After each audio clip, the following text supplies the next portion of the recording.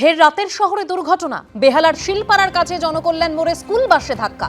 School বাসে ধাক্কা মারে বেপরোয়া ট্রাক। ধাক্কার পর রাস্তার ধারের দোকান ফুটপাতের উপর বেদি ভেঙে যায়।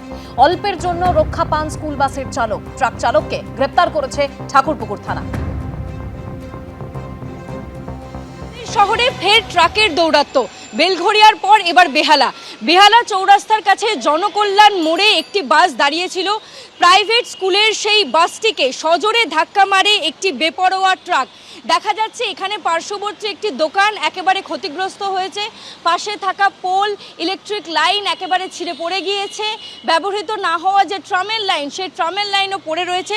তারই সঙ্গে পাশে এখনও দেখা যাচ্ছে যে একটি গাছের নিচে যে বাধাই করা অংশ, সেই বেদিও কিন্তু একেবারে ভেঙে চুরমার হয়ে গিয়েছে।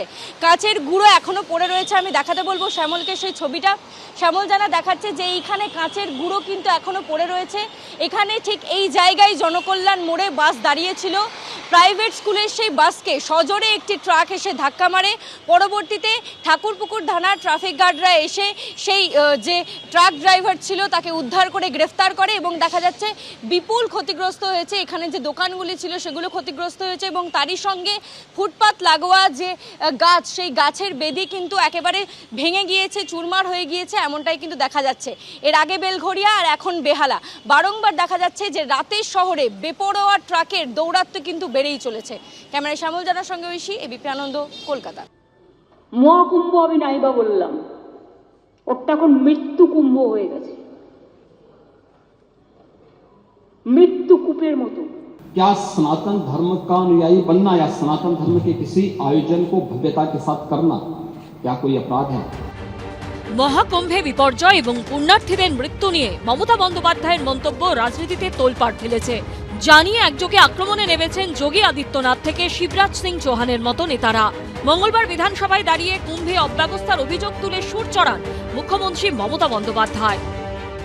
আমি মহাকুম্ভকে সম্মান করি, আমি শ্রদ্ধা জানাই, কিন্তু প্ল্যানিং না করে এত হাইপ তুলে এত লোকের মৃত্যু বললেন 30 জন, কথাটা কি সঠিক?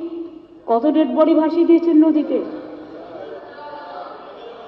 কত হাজার হাজার বড় লোক আর ভিআইপিদের জন্য লক্ষ টাকার ক্যাম্প। মৃতদেহের ওপর দিয়ে যারা এই হাইপ তুলছেন আর টাকা কামানোর জন্য ধর্মকে বিক্রি করছেন, তাদের আমি মন থেকে মেনে নিতে পারি না। 24 ঘন্টা কাটতে না কাটতেই উত্তরপ্রদেশ বিধানসভায় দাঁড়িয়ে তৃণমূল নেত্রীকে পাল্টা জবাব দিলেন যোগী আদিত্যনাথ। यानी सनातन धर्म के इस महायोजन को फालतू उनको दिखाई देता है और